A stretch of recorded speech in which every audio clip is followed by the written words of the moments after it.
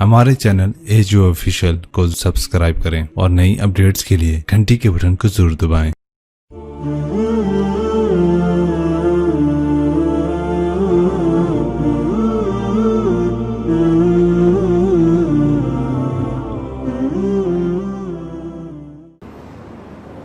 मैं कभी तफसील में इस किस्से को नहीं सुना सका कि मेरे जज्बात मेरे ऊपर गालिब आ जाते हैं, मेरे अल्फाज बिखर जाते हैं, टूट जाते हैं, मेरा बंद टूट जाता है। लेकिन इसकी मिथ क्या है? ये क्यों हुआ? ये क्यों हुआ? ये इसलिए नहीं हुआ कि 10 दिन रो पीट के तुम छुट्टी करो, इसलिए नहीं हुआ। एक सबक है, एक पैगाम है कि अल्लाह को राज़ी करने के लिए इतनी बाजी लगानी पड़े तो लगाओ। भूखे प्यासे,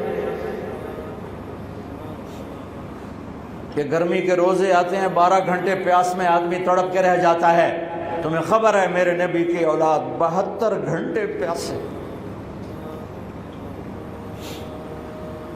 प्यास की शिद्दत, पानी का कतरा नहीं, और आगे इंसान की शक्ल में दरिंदे खड़े हुए हैं। जब सारे जान निसार शहीद हो गए, थोड़ा सा सुना भी देता हूँ।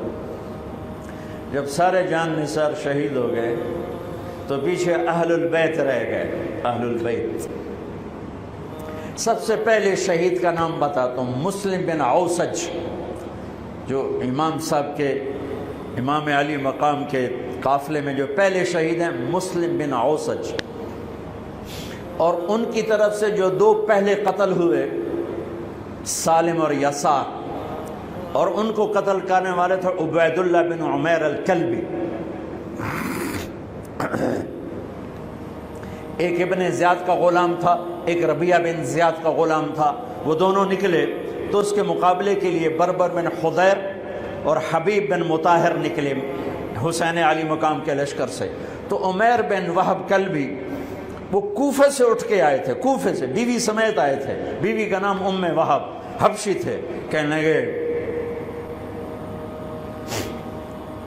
मुझे अपने ऊपर कुर्बान होने थे, मैं अकेला इन दोनों को काफ़ी, इन दोनों को हटा दे। और नंगे बदन थे, नंगे बदन, जिस्म पे कुछ नहीं। कहा मैं तो मरने हूँ, मैं क्यों ज़रा पामा जो मैं जीवना है, मैं तो मरना है। नंगे बदन थे। तो उनकी बीवी ने कहा इनको जाने दें, हम दोनों ने आप पर कुर्बान होने की नीयत की हुई। हमने कहा अच्छा, अल्लाह तुझे जज़ा खैर दे, जाओ। तो उस अकेले ने दोनों कमबख्तों को जहन्नुम में पहुँचा दिया, सालिम और यसार। तो उनमें से एक आदमी बोला ये मरने आए हैं, अगर अकेले अकेले लड़ोगे तुम सबको मार देंगे। और तुसी तो जीवन दे तलबगार हो, मरण दे तलबगार है। मरण वाले नूं मारना कोई सौखा काम हुंदा है। वो इन पर इकट्ठे हमला करो। फिर हमला आम हुआ। तो पहले शहीद इधर से मुस्लिम बिन औसज, जब वो गिर रहे थे तो कह रहे थे हुसैन की हिफाजत करना जब तक सांसों में सांस बाकी। आपके लश्कर में इधर ज़ुहैर इब्नुल कैन, यानी राइट साइड पर ज़ुहैर बिन कैन एक छोटा झंडा, लेफ्ट साइड पर हबीब बिन मुताहिर एक झंडा, दरम्यान में आपके भाई अब्बास बिन अली जिनके हाथ में बड़ा झंडा था और बड़ा निशान का जो अलामत था वो अब्बास बिन अली के दरम्यान में था। 32 घोड़सवार थे और 40 पैदल थे। जब उन्होंने पहला हमला किया तो 32 ने 3000 का मुंह पीछे कर दिया। तो इब्ने ज़ियाद ने कहा पहले इनके घोड़ों को मारो, इनके घोड़ों को मारो। तो 500 तीर अंदाजों ने इकट्ठे उनके घोड़ों पे तीर चलाए तो सबके घोड़े गिर के ख़त्म हो गए। फिर सारी पैदल हो गए, फिर सारी पैदल हो गए। तो फिर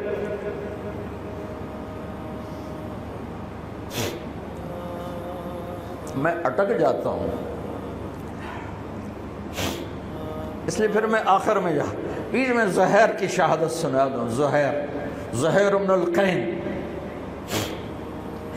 जब नमाज का वक्त आया, ज़ुहर का वक्त दाखिल हुआ, तो आपने इशारा किया ज़ुहैर ये शिमर से कहो नमाज पढ़ने दे, नमाज पढ़ने दे। हाँ, अगर 1439 साल में नमाज की माफ़ी होती तो अहले करबला को होती, लेकिन हुसैन ने सजदे में सर रख के बतलाया कि नमाज नहीं छूट सकती। سر کٹ سکتے ہیں۔ تو انہوں نے آگے ہو کر کہا کہ بھائی نماز کے لیے جنگ روکو۔ تو کوفی لشکر کا ایک سردار تھا حسین بن نمیر، اس نے کہا تمہاری تو نماز قبول ہی نہیں ہوتی۔ تو انہوں نے کہا لعنت تجھ پر، تیری نسلوں پر، جس گھر کی تو فعل نماز ملی انہی کی نہیں ہوتی اور تمہاری ہوتی ہے۔ تو واپس آ کر کہنے لگا کہ وہ نماز کی اجازت نہیں دے رہے۔ فرمایا نماز تو نہیں چھوٹے گی نا۔ یہ فیصلہ آباد والوں کو نہیں، 7 بر اعظم کے ایمان والوں کو پیغام ہے کہ زیر خنجر بھی یہ پیغام سنایا ہم نے، نماز نہیں چھوٹ سکتی، نماز نہیں چھوٹ سکتی۔ اللہ کی قسم کوئی مسئلہ نہیں تھا اگر یہ چھوڑ دیتے۔ جنگ سے پہلے آنکھ لگ گئی، آنکھ کھلی تو ہنس پڑے۔ بہن نے پوچھا ایک ایڑا ہاسے دا ویلا ہے، موت سر تے کھلوتی ہے۔ فرمایا بہن ابھی اللہ کے نبی کو خواب میں دیکھا ہے، کہہ رہے ہیں بیٹا میں لینے کے لیے آ چکا ہوں، موجوں ہو گئی، لینے کے لیے آ چکا ہوں۔ چھوڑ دیتے تو پھر گلستان کالونی والوں کو بھی گنجائش مل جاتی، چھٹی جا سکتی ہے۔ 6 بر اعظم کے انسانوں کو پیغام دیا کہ ٹکڑے ٹکڑے ہو جاؤ، نماز نہیں چھوڑ سکتی۔ فرمایا آدھے نماز پڑھو آدھے جنگ کرو، صلاۃ خوف۔ آدھوں نے نماز پڑھی آدھوں نے جنگ کی۔ 15-20 تو پہلے شہید ہو چکے تھے، پھر آدھوں جنہوں نے نماز پڑھی تھی انہوں نے جنگ کی اور دوسروں نے جا کے نماز ادا کی۔ عصر سے پہلے سب۔ جب زہیر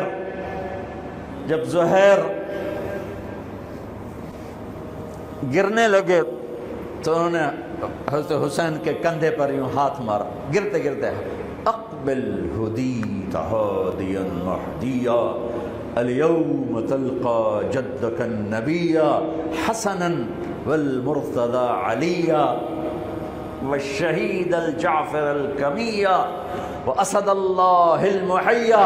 ہاں آگے بڑھ، تیرے لیے تیرا نانا پھولوں کے ہار لے کے کھڑا ہوا، آگے بڑھ، آج تیری ملاقات کا دن ہے۔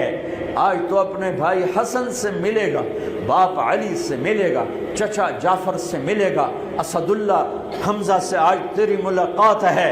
ان اشعار کے ساتھ آپ نے جان اپنے اللہ کو سپرد فرمائی۔ جب سارے جان نثار ختم ہو گئے، اب اہل البیت کی باری آئی تو سب سے پہلے آپ کے بیٹے علی الاکبر نے تلوار اٹھائی، کہا ابا جان آپ سے پہلے مرنا چاہتا ہوں، آپ کو مرتا نہیں دیکھ سکتا، آپ سے پہلے مرنا چاہتا ہوں، مجھے اجازت دیجیے۔ ہم نے کہا بڑھو اللہ کے نام پر، جا ملو اپنے اجداد کے ساتھ۔ تو بڑے حسین تھے علی الاکبر، جس طرف گئے وہ آگے آگے، کوفی آگے آگے، یہ پیچھے پیچھے، تو 1 اور 3000 کیا مقابلہ تھا۔ آخر خاک و خون میں لوٹائے گئے، تڑپ کے گرے۔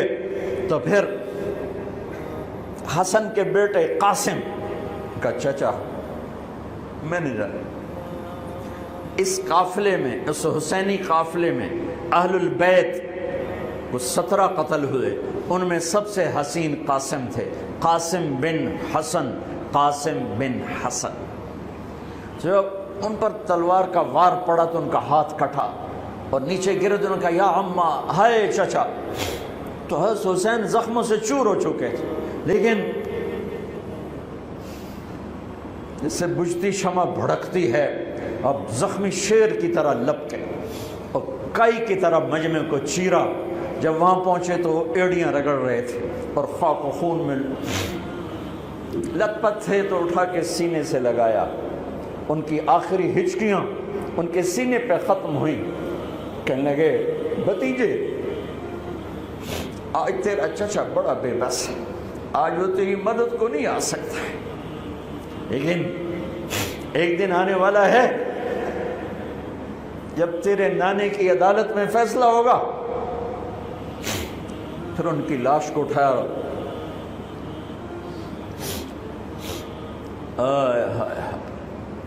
عبداللہ بن حسن، ابو بکر بن حسن، قاسم بن حسن، علی بن حسین لاشیں پڑے ہوئے ہیں، عبداللہ بن عقیل، عبد الرحمن بن عقیل علی کے بھائی لاشیں پڑے ہوئے ہیں، اپنے بھائی عباس بن علی، محمد بن علی، عبداللہ بن علی، عثمان بن علی، ابو بکر بن علی اور حسین بن علی، 5 بھائی پہلے لاشیں پڑے ہوئے ہیں۔ اون بن عبداللہ بن جعفر، محمد بن عبداللہ بن جعفر، عبد الرحمن بن مسلم بن عقیل، جعفر بن مسلم بن عقیل، عبداللہ بن مسلم بن عقیل، عبداللہ بن ابو سعید بن عقیل، یہ سب اہل البیت ہیں جن کے لاشوں کے انبار ہیں۔ اور آخر میں ایک بچہ 2 سال کا عبداللہ، آپ کو خواب و خیال بھی نہیں تھا کہ اس بچے پر بھی کوئی اس طرح کا ظلم و ستم ڈھائے گا، تو آپ جب اکیلے رہ گئے تو آپ نے کہا عبداللہ کو بھیجو۔ آخری ملاقات بیٹے سے، تو اس کو سینے سے لگایا، چوم کے یہاں بٹھایا، ابھی تقدیر کا کچھ امتحان باقی تھا۔ 2 سال کا بچہ، شامی لشکر سے بنو اسد کا ایک بنو ابن الموقد، اس نے تیر جو چلایا، خطا بھی جا سکتا تھا، یہاں آ کے لگا اور پار ہو گیا، بچے کی گردن ایسے ڈھلک گئی، یہاں امام علی مقام۔ ارے بھائی، میں قطر ہاسپٹل گیا کسی کام، تو وہاں کسی کا بچہ تھا منگوڑے میں، ہاسپٹل میں، ویسے تڑپ رہا تھا، پتہ نہیں اس سے کیا تھا، اور اس کی ماں ایسے اس کو کھڑی دیکھ، یہ منظر میں آج تک نہیں بھولا۔ اس ماں کے چہرہ، صرف اس کی آنکھیں نہیں رو رہی تھی، مجھے اس کا سارا وجود روتا ہوا دکھائی دیا۔ اس بچے کے اوپر ڈاکٹر کھڑے ہوئے ہیں، اچھا نہیں کیا، مجھے نہیں پتا اس کو کیا تھا، وہ ایسے بے قرار ہو کے تڑپ رہا تھا۔ یہ 2001 کا واقعہ ہے، 16 برس گزر چکے ہیں، میں واقعہ نہیں بھول سکا ہوں۔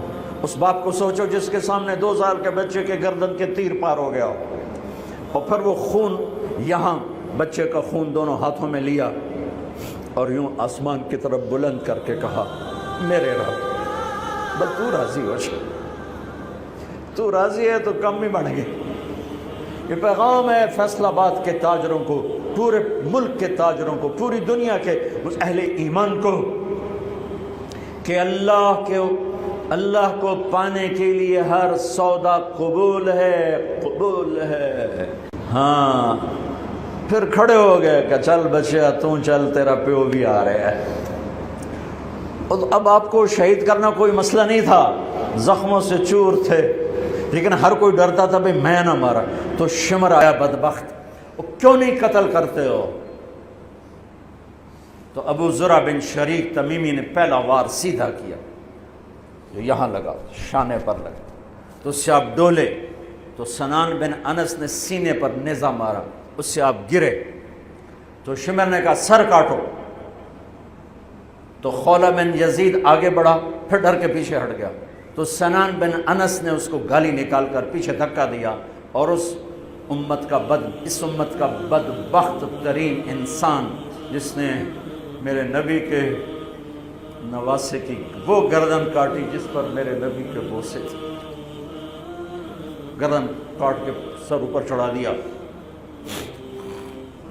پھر خیموں کی طرف بڑھے، تو اللہ کو زندگی مقصود تھی، آل رسول کی نسل چلنی تھی، تو علی ابن الحسین بیمار تھے، ایمن جن کو زین العابدین، اب ابھی میں نے ان کا قصہ سنایا، اس پر شمر کی تلوار رک گئی کہ چلو بیمار ہے چھوڑ دیا جائے، بیمار ہے چھوڑ دیا جائے۔ تو خواتین، بچے، حضرت علی کی بیٹیاں فاطمہ بنت علی، زینب بنت علی، حضرت حسین کی بیٹی سکینہ بنت حسین، اور آپ کی بیگم رباب، آپ کو بیویوں میں سب سے محبوب بیوی تھی رباب۔ آپ فرمایا کرتے تھے جب رباب میکے چلی جاتی ہے تو میری تو نیند ہی اڑ جاتی ہے، اتنا ان سے پیار تھا، وہ بھی ساتھ تھی۔ ان سب کو ان کے کانوں کی بالیاں کھینچ کے اتار دی۔ پھر ابن سعد نے کہا 10 گھوڑ سوار آؤ، انہوں حسین کے جسم پہ گھوڑے دوڑا دیے، ادھر سے ادھر سے ادھر سے۔ جب قافلے کو گھسیٹ کے باہر لائے، لے جانے لگے تو حضرت زینب نے دیکھا 72 سر نیزوں پہ چڑھے ہوئے تھے۔ سب سے معصوم سر عبداللہ بن حسین، وہ بھی نیزے پہ چڑھا ہوا تھا۔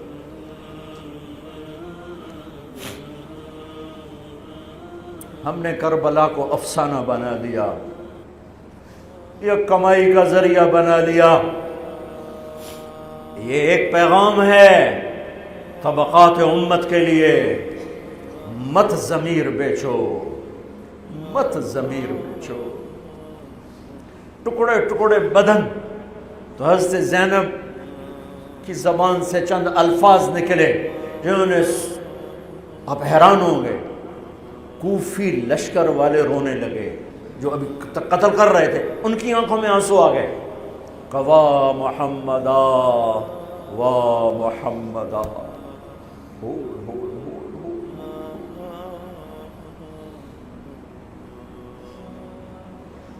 اے محمد مصطفیٰ، اے محمد مصطفیٰ، ھذا حسین بالعراء مزمل الدماء مقطع الاعضاء، وا محمدا وا محمدا، اے محمد مصطفیٰ، اے محمد مصطفیٰ، بناتک السبایا ذریتک مقتلہ تصفی علیہا الریاح۔ آج حسین کی بارات ہے محمد مصطفیٰ، آج تیرے نواسے کی بارات ہے، آج اس نے اپنی بوٹیوں کا ہار گلے میں ڈالا ہے، اپنے خون کے قطروں سے بنا ہوا لباس پہنا ہے، آج وہ سرخ جوڑے میں بڑا حسین نظر آ رہا، آج وہ سرخ جوڑے میں بہت پیارا لگ رہا، اس کا جسم بکھرا ہوا ہے، اس کی بوٹیاں بکھر گئیں، اس کے بدن کے ٹکڑے ٹکڑے ہو گئے، آج اس کا لاشا پڑا ہے۔ یا ہے محمد مصطفیٰ، آج آپ کی بیٹیاں قید میں ہیں، آپ کی اولاد ذبح ہو چکی ہے، ان پر کفن ڈالنے کی اجازت نہیں دی تھی ان بدبختوں نے، تو تصفی علیہ الریاح، کوفے والوں نے کفن بھی نہیں دینے دیا، تو ہم ہوا نے مٹی اڑا کر آپ کی اولاد کو مٹی کا کفن پہنا دیا ہے۔ ہاں، یہ کٹا ہوا سر پھر صرف حسین کا ابن زیاد کے سامنے پیش کیا گیا، تو اس نے منہ پہ چھڑی ماری، پھر چھڑی ماری، پھر کہنے لگا میں نے ایسا حسن نہیں دیکھا کہ مر کے بھی چہرہ مسکراتا چمکتا ہو۔ تو حضرت انس نے کھڑے ہو کر کہا او ظالم، یہ چھڑی یہاں سے ہٹا، نہ کر، میں نے ان ہونٹوں پہ اللہ کے نبی کے ہونٹوں کو لگتے دیکھا ہوا ہے، نہ کر۔ کہنے لگا تو بوڑھا نہ ہوتا تو میں تیری گردن اڑا دیتا، تیری عقل خراب ہو گئی ہے، تو میں میری نہیں، تیری عقل بگڑی ہے، آنے والے دن تو دیکھے گا تیرے ساتھ کیا ہوگا۔ پھر یہی سر یزید کے سامنے رکھا گیا، اس نے منہ پہ چھڑی ماری، تو زید ابن ارقم کھڑے ہو گئے، کہنے گے نہ کر، میں نے ان ہونٹوں پہ نبی کے ہونٹوں کو لگتے دیکھا ہوا۔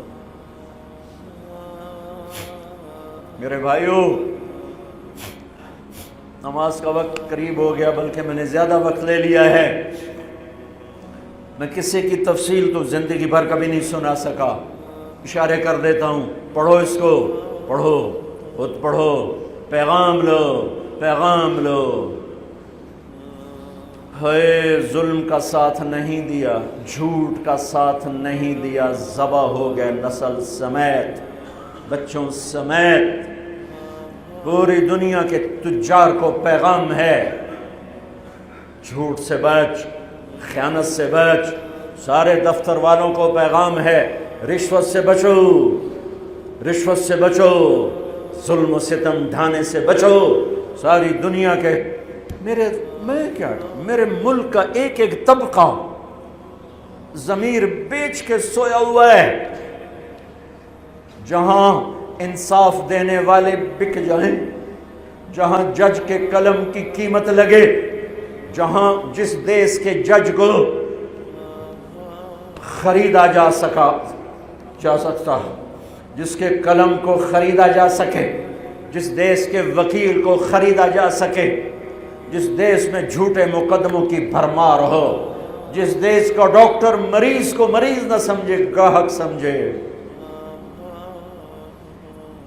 اور مرتے کی کھال اتارے، مرتے ہوئے کی کھال اتارے، جس دیس کا وکیل خود ایک مافیا گروپ بن چکا ہو، جس دیس کا، میں وکیلوں کا رونا کیا روں، میں ججوں کا رونا کیا روں، میرے دیس کا تو ریڑھی والا بھی ظالم ہے، مزدور بھی ظالم ہے، غریب بھی ظالم ہے، مالدار بھی ظالم ہے، ظلم کے اندھیروں میں دیس ڈوبا ہوا ہے۔ میرے بھائیو، ہمارا نیا سال شروع ہو چکا ہے، اور ہم توبہ کریں اللہ کی بارگاہ میں۔ میرے بھائیو، میں بہت دہراتا ہوں اس بات کو، جس فرد میں، جس قوم میں، جس دیس میں، جس خاندان میں، جس معاشرے میں ظلم ہوگا، جھوٹ ہوگا، دھوکہ ہوگا، وہ تباہ ہو جائیں گے، چاہے مسلمان ہیں چاہے کافر ہیں۔ جس دیس میں، جس قوم میں، جس ملک میں، جس معاشرے میں، جس فرد میں سچائی ہوگی، انصاف ہوگا، دیانتداری ہوگی، اللہ ان کی حفاظت کرے گا، عزت دے گا، چاہے مسلمان ہیں چاہے کافر ہیں۔ دنیا کی عزت ضرور ملے گی، کفر کے ساتھ ملے گی، کہ سچائی، دیانتداری، عدل و انصاف پر اللہ سایہ کر دیتا ہے، چاہے کفر ہے چاہے اسلام ہے، موت تک۔ کافر ہے تو موت تک، موت کے بعد ایمان کا فیصلہ ہے، لیکن اگر ایمان ہے تو یہ جہان بھی بن گیا، وہ جہان بھی بن گیا۔ یہی فیصلہ بات کی بات ہے۔ میں صبح نکلا، سیر کر کے واپس آ رہا تھا، مجھے دور سے ایک ریڑھی والا نظر آیا، سفید داڑھی، پگڑی، تو مجھے بڑا اچھا لگا کہ عام طور پہ ریڑھی والوں کا یہ حلیہ نہیں ہوتا ہے، تو لہٰذا دور سے میری نظروں میں جچ گیا۔ جب میں قریب سے گزرا تو میں نے پھر اس کو ایسے دیکھا، تو میں نے دیکھا وہ رو رہا تھا، ایسے خاموش آنسو، ساز خاموش ہیں فریاد سے معمور ہیں ہم، اور ایک ہاتھ ریڑھی پر تھا، ایک ہاتھ پیٹی پر تھا، جو کوئی پیٹی لایا تھا، اور ایسے رو رہا تھا، ایسے رو رہا تھا۔ تو میں رک گیا، میں نے کہا بزرگو خیریت تو ہے، آپ کیوں رو رہے ہیں؟ تو اس نے مجھے کوئی جواب نہیں دیا، اس نے پیٹی ایسے اٹھا دی میرے آگے، تو وہ پیٹی سیب کی تھی، اس کے اوپر سیب ٹھیک تھے، نیچے سارے گلے ہوئے سیب تھے، تو سارے سیب ایسے بکھر گئے۔ یہ پیٹی میں سیب بھرنے والا نہ تو وکیل ہے، نہ تو ڈاکٹر ہے، نہ تو بھوانے بازار کا تاجر ہے، نہ وہ سیشن کورٹ کا جج ہے، نہ وہ کوئی ڈی سی او ہے، نہ وہ کوئی تحصیلدار ہے، وہ مزدور ہے، غریب آدمی ہے۔ غریب کا ظلم بتا رہا ہوں۔ تو جب سیب بکھرے تو میں اس کو دیکھوں، سیبوں کو دیکھوں، مجھ سے کہنے لگا، کوئی اردو سپیکنگ تھا، پنجابی نہیں تھا، اردو سے کہنے لگا، بیٹا میں بہت غریب، اس کی بہت، اور جب اس نے زور ڈالا نا، میں بہت غریب، انہیں ایسے لگا مجھے جیسے کسی نے چھری سے میرا کلیجہ چیر کے رکھا، میرے آنسو نکل پڑے، میں اب رو رہا ہوں۔ اس واقعے کو 30 سال گزر چکے۔ بیٹا میں بہت غریب ہوں، صبح منڈی جاتا ہوں، ایک پیٹی لاتا ہوں، شام تک بک جاتی ہے، بچوں کے لیے تازہ آٹا لے کے جاتا ہوں، آج کسی نے میرے بچوں کی روٹی مجھ سے چھین، آج کسی نے میرے بچوں کی روٹی مجھ سے چھین۔ اسی سیب کی پیٹی کو اب اوپر تک لے جاؤ کہ لوگ جانوں سے کھیل رہے ہیں، اپنی عزت اقتدار، جھوٹی عزتوں کے لیے عزتوں سے کھیل رہے ہیں، جانوں سے کھیل رہے ہیں، حقوق سے کھیل رہے ہیں۔ یہاں ایسے ضمیر بکتے ہیں جیسے بھیڑ بکریاں بکتے، یہاں ایسے زبان کے بول بکتے، اے نہیں کسائیاں کول جاؤ تو سری دے وے زبان بھی آیا تو سر بھی آیا، یہاں ایسے دماغ بکتے ہیں جیسے بکرے کی سری بکتی ہے، ایسی زبانیں بکتی ہیں جیسے بکرے کی زبان بکتی ہے، ایسے ضمیر کے سودے ہوتے ہیں جیسے بھیڑ بکریوں کے سودے ہوتے ہیں۔ اور میری جیب خالی تھی، میرے پاس کچھ بھی نہیں تھا، جو میں تو ایسے صبح نکلا تھا، مجھے اتنا صدمہ ہو کہ ہے کوئی میری جیب اتنے پیسے تو ہوں دیتے، بابے دی پیٹی جو کے پیسے تھے انہوں میں دے ہی دینا۔ آج تک مجھے یہ دکھ رلاتا ہے۔ پھیلا دو سارے پنجاب سے، وہ کراچی سے لے کر خپلو تک، گلگت تک، سب کچھ یہی ہو رہا ہے۔ روتے ہیں حسین کو، کھڑے ہوئے ہیں یزید کے ساتھ، روتے ہیں آل رسول کو، کھڑے ہوئے ہیں شمر کے ساتھ، ابن زیاد کے ساتھ۔ ان مگر مچھ کے آنسوؤں کی میرے رب کی بارگاہ میں کیا قیمت ہے؟ میرا معاشرہ ظلم و ستم میں ڈوب چکا ہے۔ کہتے کہتے کہتے کہتے عمر بیت گئی۔ بھائیو جتنے بیٹھے ہو اتنے تو توبہ کریں ہم، کہ آؤ بھائی آج ہم اپنے اللہ کو راضی کرنا، اپنی زندگی کی منزل بنائیں، اپنی زندگی کا مقصد بنائیں۔ ظلم سے نکلو، جھوٹ سے نکلو، بہتان سے نکلو، رشوت سے نکلو، حرام سے نکلو، شراب سے نکلو، زنا سے نکلو، بدکاری سے نکلو، فحاشی سے نکلو، جوئے سے نکلو، جھوٹے مقدموں سے نکلو، جھوٹی گواہیوں سے نکلو۔ قتیبہ بن بکار کی مجلس میں مصر کا بادشاہ واز سنتا تھا، 18 برس آتا رہا، 18 برس، اور ہر سال 1000 دینار، 1000 دینار ان کو گفٹ کرتا تھا، 1000 دینار، کوئی 10 کروڑ روپیہ بنتا ہے، 1000 دینار۔ 18 سال کے بعد ایک فتوے پہ دستخط مانگے کہ یہاں سائن کر دیں، فتویٰ غلط تھا۔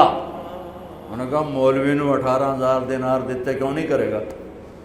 انہوں نے فرمایا یہ تو شرعاً خلاف ہے، میں کیسے دستخط کروں؟ وہ کہنے لگا کرنے پڑیں گے۔ کہا میرا ضمیر نہیں تم ایسے خرید سکتے، میں نہیں کروں گا۔ کہنے لگا میرے 18,000 دینار واپس کر۔ 18,000 دینار اربوں روپیہ بن چکا ہے۔ انہوں نے کہا مولوی بھکھا ساڈا کھاوے تے ساڈے اگوں سر چاوے۔ کہنے کے ٹھیک ہے، گھر گئے، 18 تھیلیاں 1000 دینار کی، ان کے رسی بھی گرا بھی نہیں کھولی تھی، گرا پہ سرکاری مہر ہوتی ہے، وہ مہر بھی نہیں ٹوٹی ہوئی تھی، جیسی تھی ویسی لا کر اس کے سامنے رکھ کے کہا تو میرے ایمان دا مل اتنا ہی لایا ہی اے 18,000، نکل جا میری مجلس سے جو کم وقت، تو نے مجھے 18,000 میں خریدنا چاہا، تو نے میرے ایمان کی قیمت یہ لگائی تھی۔ جیسے وہ پڑا تھا اس کے منہ پہ مار دیا۔ بھائیو ایسا اللہ سے ایمان مانگو، ضمیر مانگو جو اللہ پہ تو قربان ہو، لیکن ان سکوں پر نہ بک جائے، ان ٹھیکروں پر نہ بک جائے۔ نیت کرتے ہو سارے؟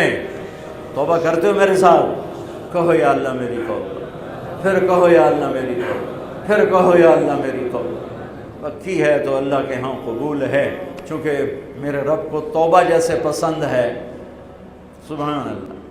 اور میری تمہاری تو عمر ہی کوئی نہیں ہے۔ میرا رب کہتا ہے میرا بندہ اتنے گناہ کر کہ زمین سے اٹھا کر آسمان کی چھت کو لگا دے، یہاں سے اٹھا کر آسمان کی چھت کو لگا دے، پھر صرف ایک دفعہ کہنا یا اللہ معاف کر دو، میں ساری معاف کر دوں۔ ہمارے گناہوں کی تو حیثیت ہی کوئی۔ میں نے مانچسٹر میں بیان کیا، آخر میں ایسے توبہ کروائی تو ایک نوجوان آ گیا، لاہور کا تھا، کہا جی مولانا صاحب یہ گناہ معاف ہو گئے سارے؟ میں نے کہا ہاں۔ یہ توبہ پہ ہو گئے؟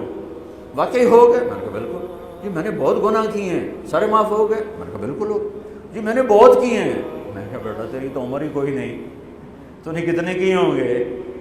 تو رب کی رحمت کو جانتا نہیں۔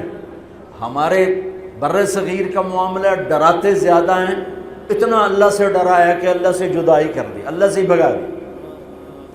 ایک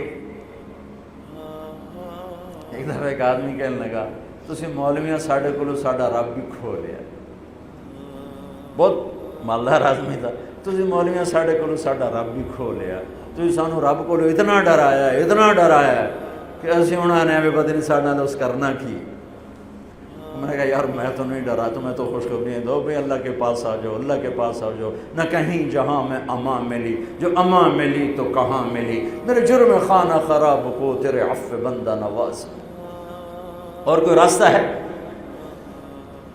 اللہ کو مناؤ، ایک بول پہ مانتا ہے، ایک بول پہ مانتا ہے، ایک آنسو پہ مانتا ہے، پھر ٹوٹ جائے پھر کر لینا، پھر ٹوٹ جائے پھر کر لینا۔ اور یہ تبلیغ کا کام، اس کو سیکھنے کی محنت ہے، اللہ ہمت دے تو ٹائم لگانا۔ نیا سال شروع ہو رہا ہے، کسی سے لڑے ہوئے ہو صلح کرو، کسی کا حق مار کے بیٹھے ہو واپس کر دو، نہیں کرنے کی طاقت تو جا کے معافی مانگ لو کہ جب ہوگا میں دے دوں گا، جب ہوگا میں دے دوں گا۔ کسی کے ساتھ بغض ہے دل کو صاف کرو، کسی کا نفرت ہے دل کو صاف کرو، کسی سے بائیکاٹ کیا ہوا ہے ابھی جا کے اس سے مل لو، اس سے ملاقات کر لو اور اس سے سینے سے لگا لو کہ نیا سال اس طرح شروع ہو کہ ہمارا دل پوری دنیا کے لوگوں سے صاف ہو۔ تو اللہ تعالیٰ بھی ہمارے گناہوں کو صاف فرمائے گا، معاف فرمائے گا۔ اللہ تعالیٰ ہمیں اور آپ کو عمل کی توفیق بخشے۔ جتنا مجمع آئے ہو، اگر نماز میں سستی ہے تو بھائی آج کے بعد نماز نہیں چھوڑ، ٹھیک ہے نا؟ اور ایک جھوٹ نہیں بولنا، سچ بولنا ہے، ٹھیک ہے؟ کسی کو دھوکہ نہیں دینا، دیانتداری سے کام کرنا ہے۔ یہ چند کام کرنے کے کام بن جائے گا، سنتیں ادا کرو۔